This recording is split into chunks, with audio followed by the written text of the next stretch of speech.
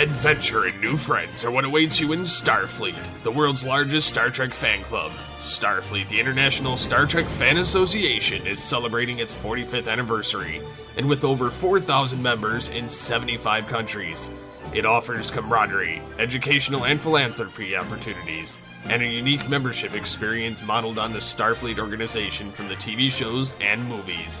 To start your adventure today, visit www.sfi.org.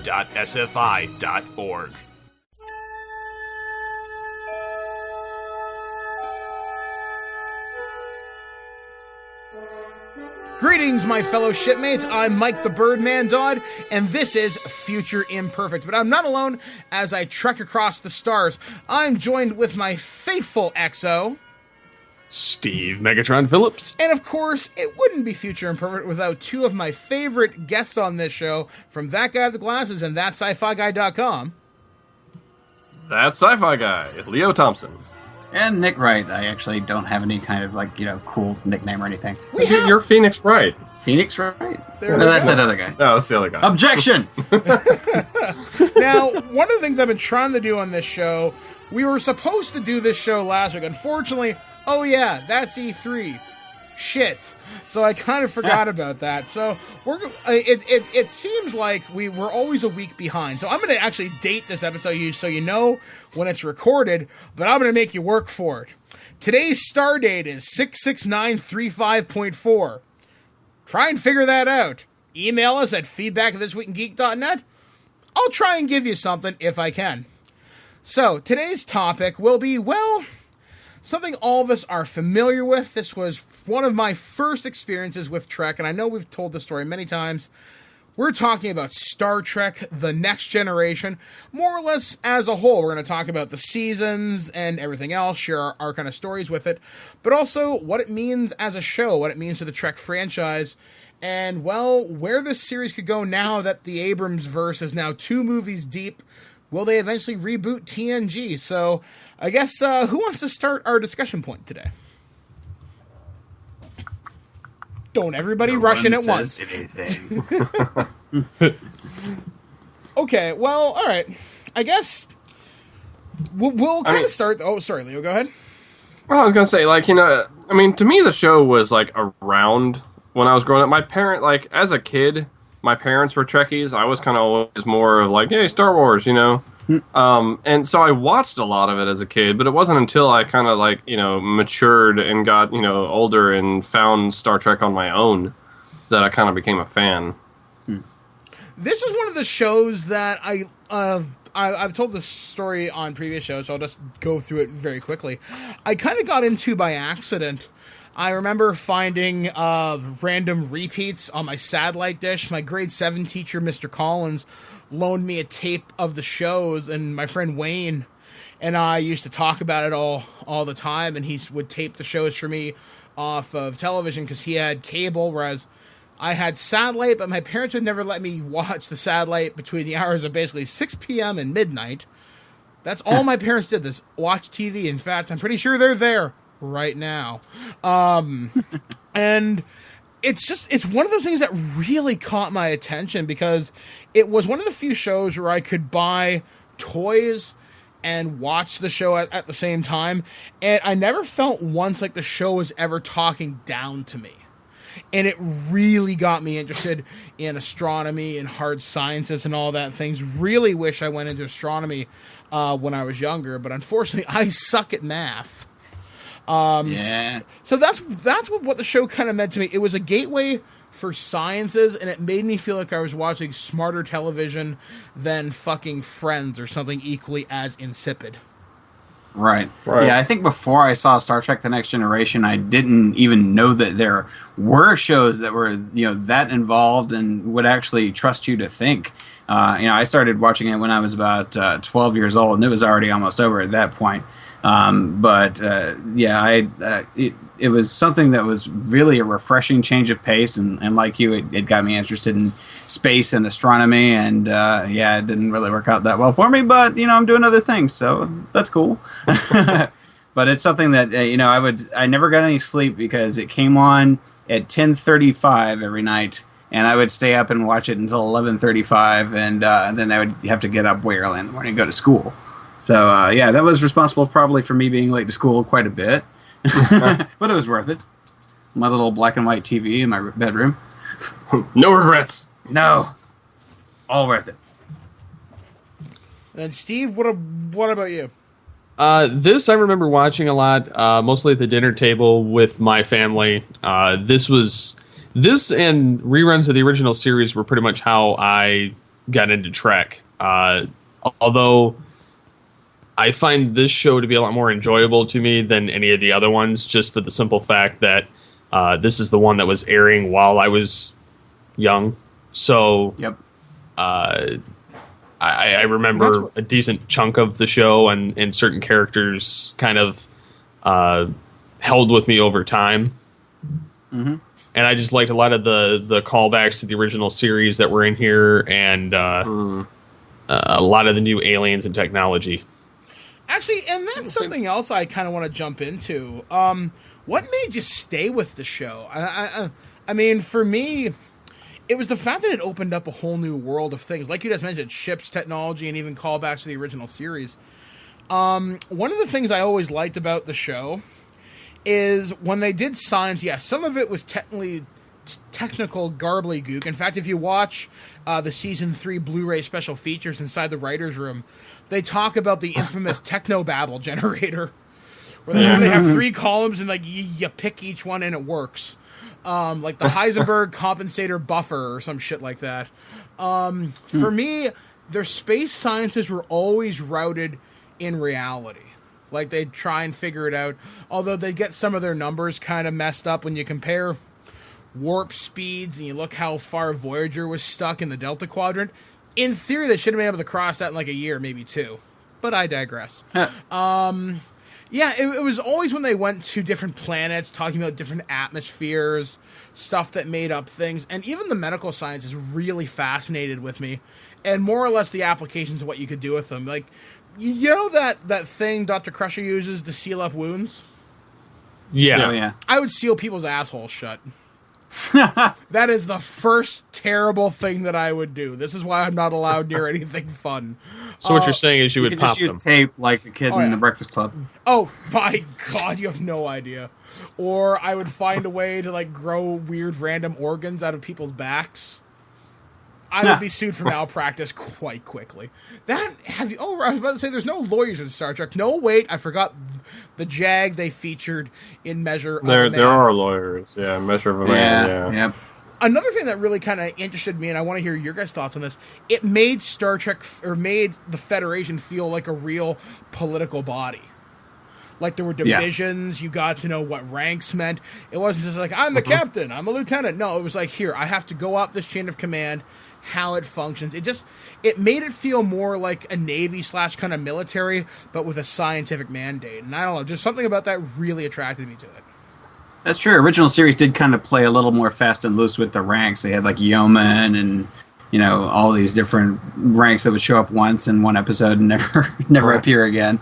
And they were really a lot more consistent in Next Gen. And I think overall it was just more developed. It was always a little bit Navy based, though. I think. Yeah, totally. You know, it's the idea of being out and on a ship, and But you can be a Commodore now. Yeah. Star Captain. I think where the show, like, it was somewhere in one of the bonus features I was watching that, Next Gen really started to hit its stride, I think, around Season 3. And that's kind of when it stopped trying to be the original series and sort of get its own direction. And one of the things that one of the writers said was that ultimately it's about the characters. And the situations that they get into are interesting and blah, blah, blah, and the technology and all that stuff. But ultimately, it's about the characters and their relations. And that's really how you tell a good story, you know? Yeah, like, that's something the original series never felt. I mean, yeah, there were characters, but they never felt as deep as I wanted them to. Well, like, and this is something that we kind of talked about in a previous show at some point. It all kind of changed when Roddenberry sad as it is to say, passed on and kind of wasn't the lead of anything anymore when they went to. Right. And I think in the beginning, for instance, they had the cast and crew started off with 9 crew members on the bridge. Well, if you count counting Wesley.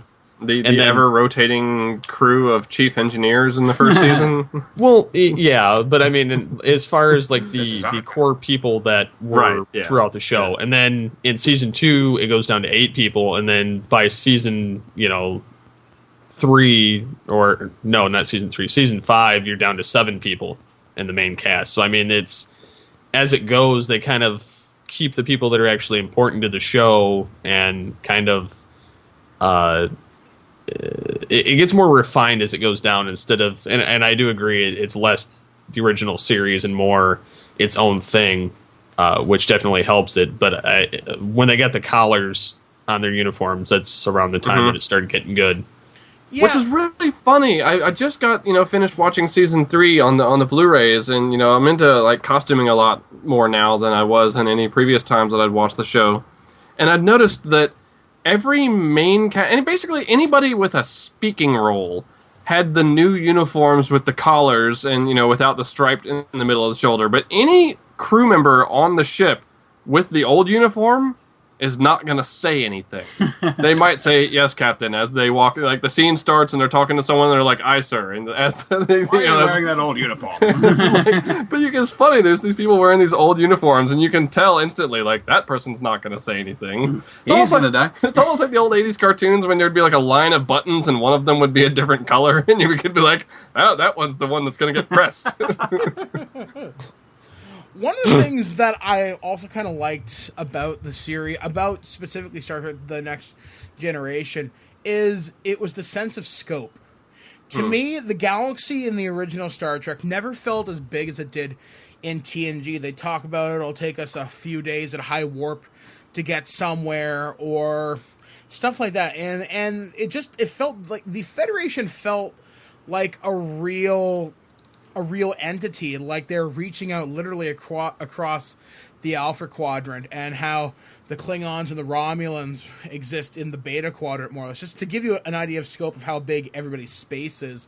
And you look at some of the maps for some of these star charts they have for Star Trek to give you an idea where certain planets are in relation to Earth. And I don't know, there's just something really interesting about that too, just because it makes the world bigger, gives you more possibilities for stories. I felt this series was never confined really by budget, so to speak. I mean, the budgets got bigger per episode as the series went on. I mean, especially after they got free of kind of network control. I think their budget was up to $2 million per episode. Think about what $2 million can buy when you really think about it. And there never were any real sets on TNG that I ever felt really cheesy. There were ones that were beautifully immersive, and you'd get these wonderful matte paintings too. A couple of those first season sets were a little cheesy. The episode with the Ferengi. Okay, that I'll give you. Well, the first 2 seasons though were 80s cheese. Yeah, and it's like Mike said, they had a limited budget as well. They got more. Once they had more money, they obviously used it well. I mean, we live in an age of great television now, where we have things like Game of Thrones and Walking Dead. We expect excellence, but back then that was a rarity. We didn't have anything else really on the air at the time that looked as good as 3rd season, 4th season Star Trek: The Next Generation did. Yeah. Well, in Star Trek: The Next Generation, when I don't think people really took it seriously until and at the same time didn't see it as a dramatic, serious show until The Best of Both Worlds. Right.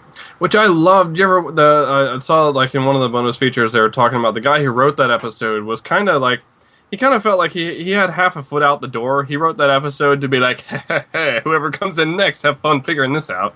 And then they managed to convince him to stay, and then he had to figure out how to like, oh crap, how do I get him out of this?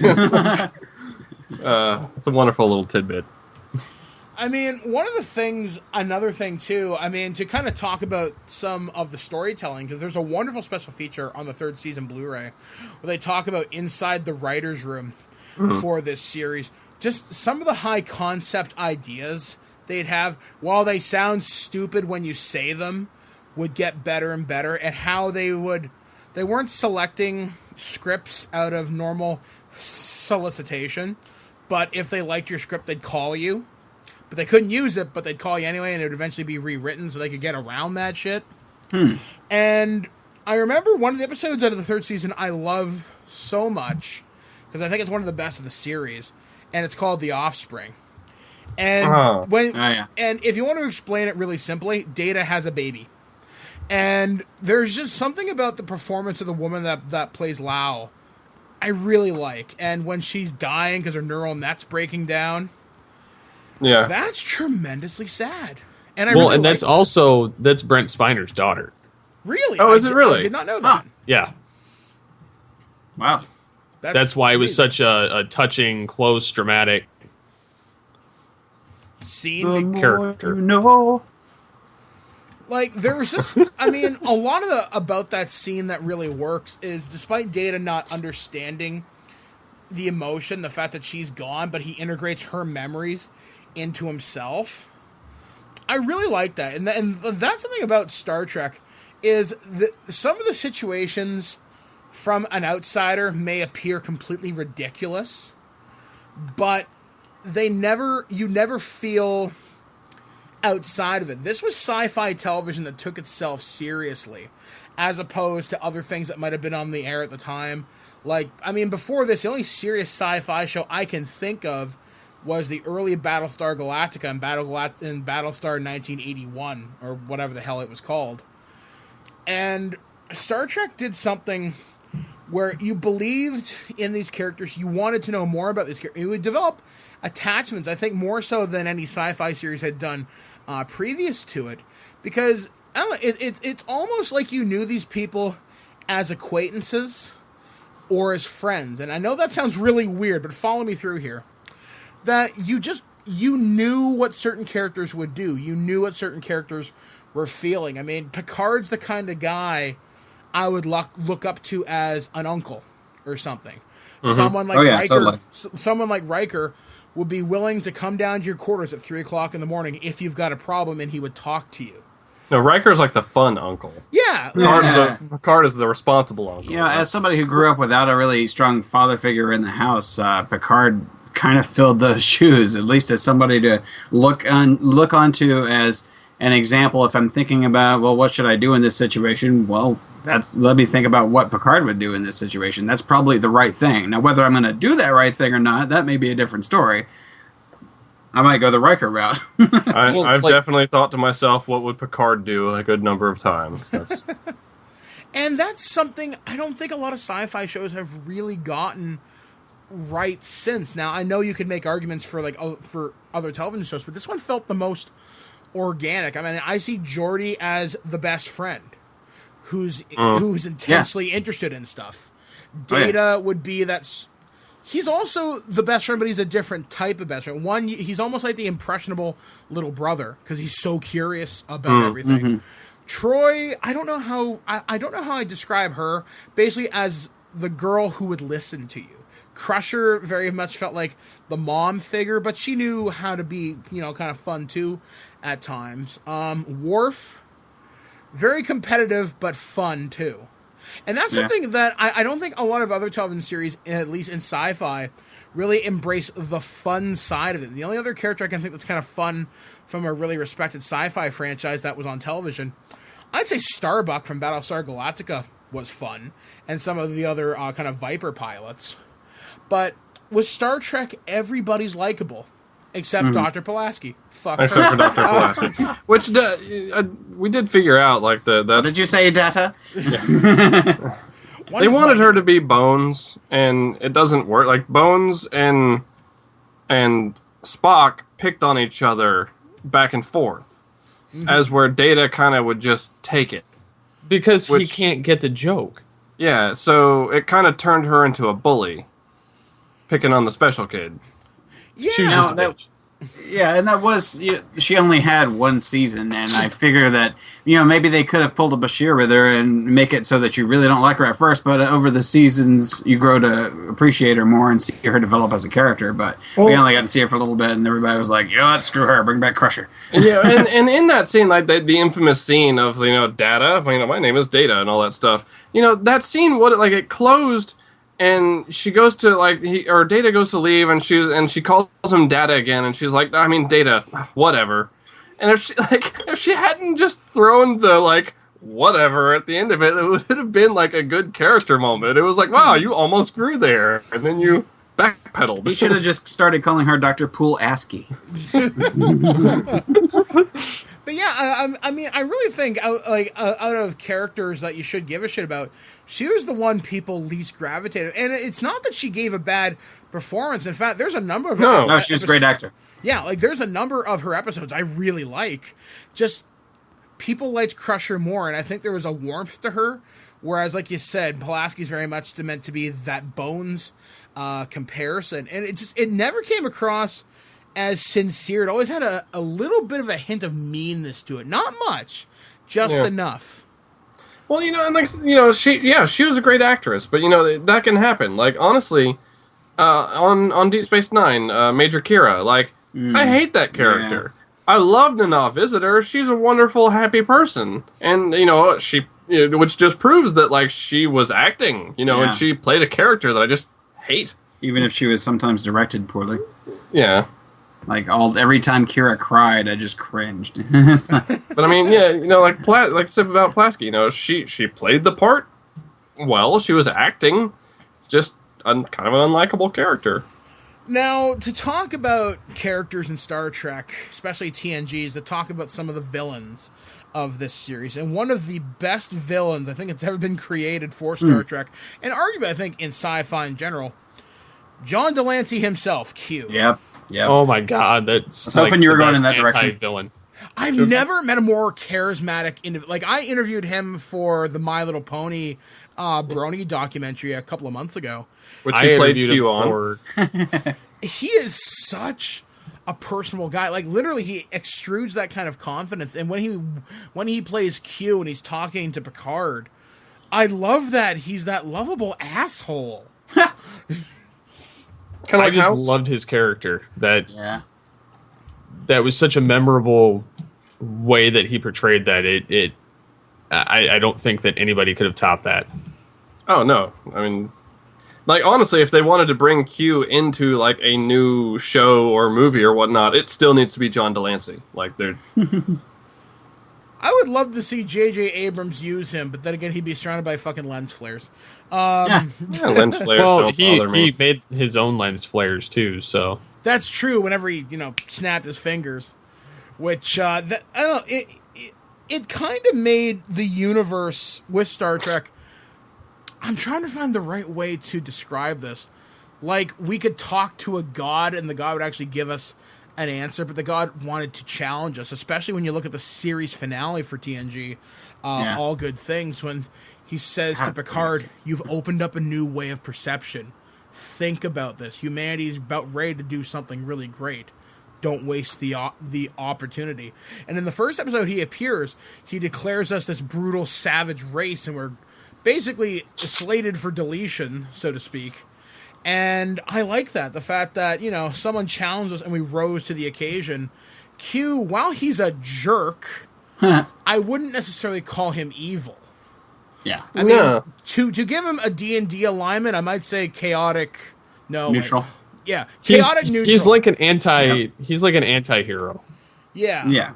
I mean, unfortunately, sometimes his actions lead to bad things happening. For example, when he put the Enterprise right in front of the Borg ship, but think how many lives he saved had that encounter not happened. We would have been caught completely off guard.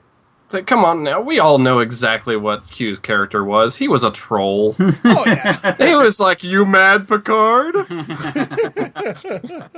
It's like a guy poking him with a stick.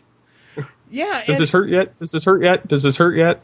I love the fact when Sisko hits him in DS9, and he says, Jean-Luc never hit me. I'm not Picard. I am not. And Hit me. And then he sexually harasses Janeway. which is awesome. I was just thinking about that scene, and that's something too. He always tries to prey on, like, Jean-Luc. He definitely played the troll. Tried that shit with Cisco. He wasn't having it. That's because he got punched in That's the why face. he never came back to DS9. If you He punch, never like, came back most to of these, DS9. yeah, no, he didn't. And most of these trolls on the internet, they're trolls because the internet removes the ability, like the fear of I might get punched for saying this. And that's exactly what happened. He showed up, he tried to troll Cisco, and he wasn't fun. He hit me. Well, I'm not gonna go mess with that guy. So Q has been summed up as YouTube comments. Yeah. That's hilarious. Someone needs to draw this. Oh no, I've already made that graphic. Other villains that would show up on the show would be the Duras sisters. Yeah. I'm glad they died. Yeah, I'm fucking glad they're splattered somewhere. Which had happened earlier. They didn't deserve a big screen death. Some of the Cardassian villains, I mean, they would Golden introduce Cat. wonderful character. Love that guy. Trying to think of who else. I like how they made Tasha Yar's Romulan counterpart bad or whatever. Yeah. Yeah, Because, they could have totally come back with a whole, she's Romulan, but she's still Tasha Yar, so we can make her good. But they didn't, so. Yeah. Now, why did Denise Crosby, leave the show? I actually talked to her about it once. She kind of felt like she was standing around on the bridge saying, "I, Captain," and wasn't really getting a chance to shine. And honestly, a lot of the females on the show during the first season kind of felt similar. But I guess what she kind of didn't know at the time was that in Star Trek, and I think that happened in the original series too, all of the main cast get episodes to really show their chops. Yep. And she just thought she could do better at the time. She happened to get some of the crappier episodes. Though. Yeah. Like, she had the one where they went to the horrible stereotype African planet. Yeah, the African stereotype planet, yeah. Yeah. Well, and that's why they ended up bringing her back for yesterday's Enterprise. And Yeah. Later on, when they were able to do something, more fitting for her, they were able to bring her back. And she didn't necessarily request that her character get killed. She was just like, I think that there are better acting jobs for me out there because I don't feel like I'm being used here, and I'd kind of like to leave. And they said, all right, well, we'll just kill you. Let's see. Black goo. That seems like a good way to die. Do you think she ever regretted that, seeing the success of the show later? Oh, I know she did. And that really sucks, too. I mean, I didn't mind Tasha's character, and I kind of would have wanted to know what would have happened with her. But then again, Worf just became a better fleshed-out character in that role. well, and then that led to him growing in DS9. Yeah. And that's cool to watch a character grow across 2 television series, and I can't think of many... To be fair, It happened with O'Brien too. to be fair, Worf on Deep Space Nine is almost an entirely different character. And they're both very unique, interesting, good characters. But He mellowed out. It's not the same Worf. Yeah. Well, he mellowed out. Oh, he got way more into Klingon-y things, and I don't know. Like Well, in TNG and All Good Things anyway, if you look at the future universe, he was headed towards Klingon politics again anyway. So yeah, it was just kind of a natural transition showing him going back that direction. well, like I said, they're both very good, interesting characters. I just kind of feel like it's almost a different, Separation between the two. yeah.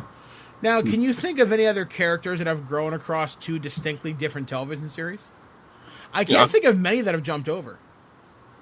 I mean, just off the top of my, obviously, like you said, O'Brien, who, thank goodness he did, because he really spent oh, you're doing a transport. Okay, I get 3 lines in this episode, Well, so he was got a chance. he was on the con or on the transporter. But I never really watched it, but Not outside the Whedonverse. right. I was saying, there was Angel and stuff. Okay. I never even considered Angel- that. Yeah, Buffy, Eliza Dushku's character, and there's a lot going on between those 2 series. Well, I'm kind of glad you brought that up because now I feel kind of stupid.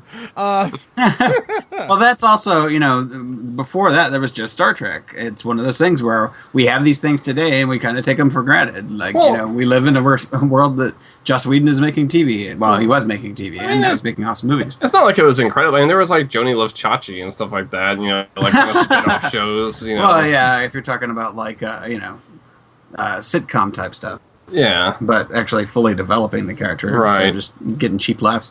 But I guess you could argue Frasier. Yeah, definitely. Frasier.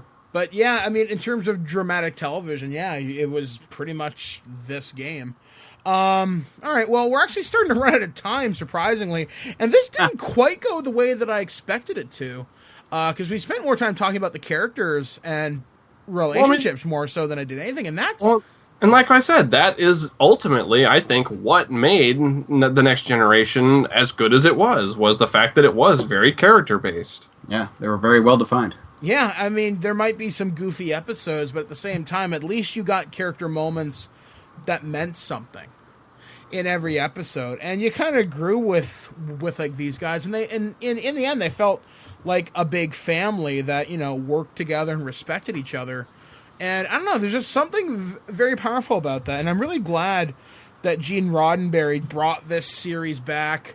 And then after his death, it carried forward and it just got better. I mean, obviously, without him, we wouldn't have had it.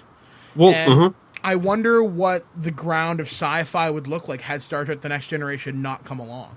Well, for instance, I want to make and I'll probably get panned for it anyway, but it regardless. I'm going to make a Transformers reference, only in the fact that when you stop and think about it, TNG is to the original series what Beast Wars was to Generation 1. Each one of those shows kind of harken back to the original. Yeah, I can see that. And they revitalized the franchise to where it spawned countless TV series from it and countless films. I mean, both of them happen to revitalize, and being that TNG is such a strong show, it kind of made it hard for the rest of them to follow after the fact. Yeah, that's true. Kept them on their toes. Yeah, and that's something I'm so glad actually you kind of made that reference, because stuff like that really forces a franchise to take a look at itself thinking, okay, we've done this. We've done the quote-unquote toy commercial. Can we do better? And I'm glad that Star Trek The Next Generation said, okay, we can't do Star Trek Phase 2, but we can do this. What can we do? And literally the sky was the limit. And there's a lot of good episodes in Season 1 that I like. I mean, my favorite is the one in the holodeck with Cyrus Redblock. Can't think of his name. Or I can't think of the episode name off the top of my head. And obviously, Encounter at Firepoint was out doing network shows. I think it had something like 26 million viewers on its first night. And that was 20 years after the original series had left there. And obviously, we talked about Star Trek conventions on this show that have kept that fandom alive. Yeah. And I really wonder, like I just said, what would happen to sci-fi if we didn't have this. So thank you, Gene Roddenberry, and the entire creative team behind this.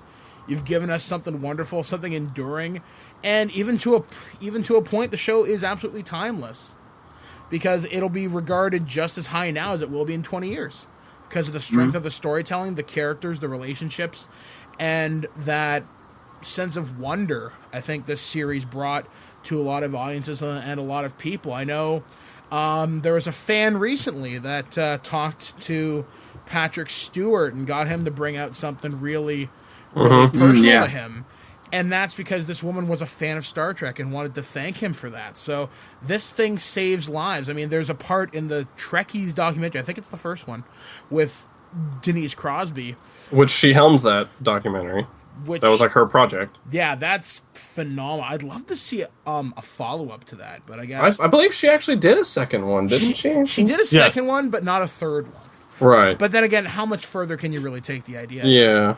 And this woman said, I was going to kill myself. And then James Doohan, Scotty, wrote back to her and says, no, you're not. I want you to come. I think he called her or something like that, and said, "You better come to the next convention." And eventually, over the course of years, they lost touch. But she wrote back and found out that she became an engineer because of him.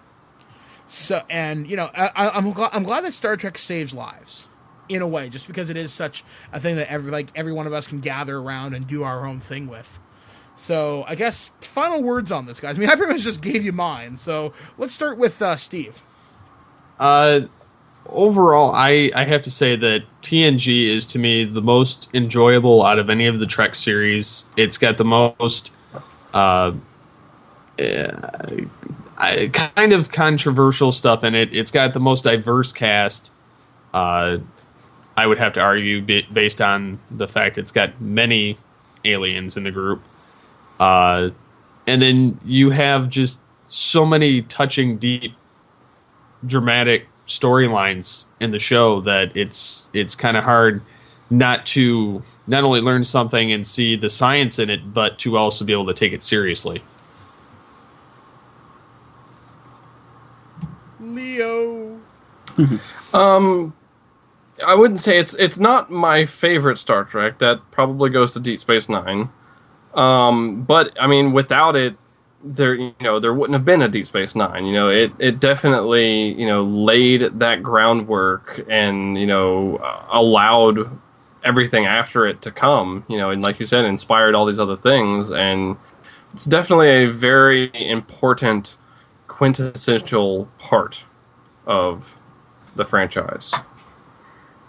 Well, I would say, yeah, it actually is my favorite. So after one up you, sorry, but yeah, it's definitely was precedential, and just so much that we have on TV today. Not just the Star Trek series, but basically a lot of different sci-fi and fantasy shows that came after it were influenced by its, if not itself, its success, but just the magic of the characters themselves, and the fact that. Today, 25 years later, or however long it's been now, God, we can still get together and go to a movie theater just because we want to see an episode that we've seen 100 times on a big screen, and get together with a bunch of different people to go out and do that. It really says a lot about this show, and it's going to, like you said, it's just going to keep on. And 20 years from now, it's going to still be respected for the really high-quality work that it is. Well, I mean, what more can we say about this show? And like I said, I'm very glad this show turned into something more organic than what I had originally planned. I mean, we had planned originally talking about, like I said, episodes and everything else, but this turned into more about the characters and the cultural significance this thing has had. So, will we talk about Star Trek: The Next Generation again? You damn right we will. In fact, that kind of brings up what we're going to be talking about next month on the show, and if you and Nick are available, you're welcome to join us. We're going to be talking about Commander Data as a character and Brent Spiner as an actor, and I'll reach out to him and see if he'll do an interview with us. I give you no promises, but you never know, and I'd love Ask him about his web series. He'd probably bite. Fresh Hell? Yeah. And it's just funny. If you've never watched Fresh Hell, watch it. Plug. Send me a link to that, and we'll definitely check it out. I'll put it in the episode notes below. So anyway, guys, like I said, this show has been brought to you by SFI.org, Starfleet, the world's largest Star Trek online fan club. Wonderful organization, does a lot of really cool work, and hopefully you've got a chance to sign up for it. In fact, I need to catch up on my Starfleet Academy courses at some point. I've been really slacking there. But has anybody else got any projects they wish to plug since we are here? Me, for instance, I'm over on Geekcast Radio doing a ton of the Star Trek film reviews on MWire. Kevin and I just started the first one of the motion picture and went through our likes and dislikes of the film. And that's starting out the 12 film review set. I know I've just to mention I've had a little bit of a lull in Sci-Fi Guy episodes. I've had some other projects that I was kind of working on and whatnot, but we're definitely rolling back into getting those coming out a little bit more. Well, guys, like I said, be sure to check out everyone's work here. That's sci-fi guy.com and thatguywithglasses.com and geekcastradio.com, right, Steve? Yes. Perfect. All right, guys. Well, for Future Imperfect, I've been Mike the Birdman Dodd with Steve Megatron Phillips. That sci-fi guy. And Nick.